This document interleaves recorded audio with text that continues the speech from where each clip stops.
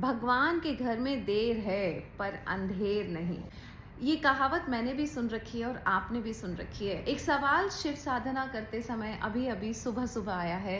अगर आप टाइम देखेंगे तो 6:05 हो रहा है और मैं साधना कर रही थी और ये ख्याल आया, क्या ऐसा हो सकता है कि जिस तरह की खबरें हम सुन रहे हैं अपने आसपास, पूरा की पूरा परिवार जल के मृत्यु को प्राप्त हो रहा है, कोई कार में जल के मर रहा है, कोई घर में जल के मर रहा है। अगर आप मेरी उम्र की हैं तो याद है बचपन में हमने पेपर में बहुत सारी खबरें पढ़ी हैं। दहेज की वजह से पूरे परिवार ने मिलकर बहू को जला दिया।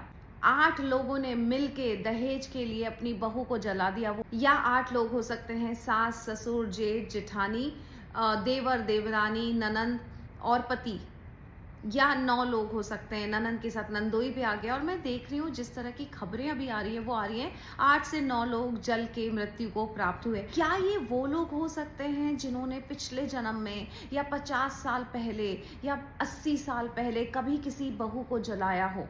इसलिए और ऊपर वाले ने उनको कहा कि देखो तो सही जल के कैसा लगता है। इसी को तो कहते हैं कि कर्मों का फल, इसी को तो कहते हैं कि भगवान के घर में देर है पर अंधेर नहीं।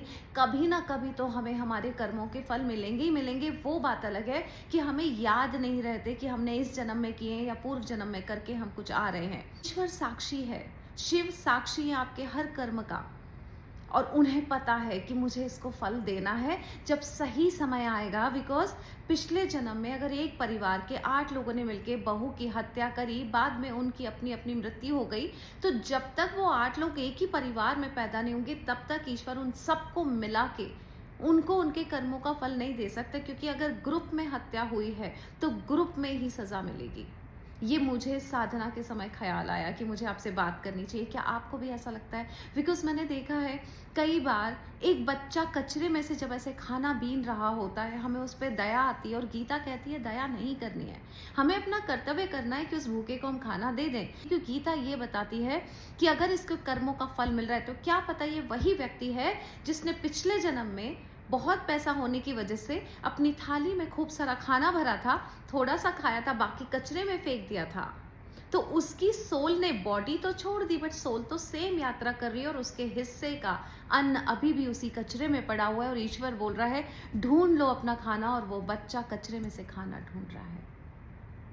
सो भगवान के घर में देर है अंधेर नहीं। आपके कर्मों का फल आज नहीं तो अगले जन्म में, अगले जन्म में नहीं तो अगले जन्म में मिलता ज़रूर है, ऐसा मेरा यकीन है। कमेंट बॉक्स में आप बताएं।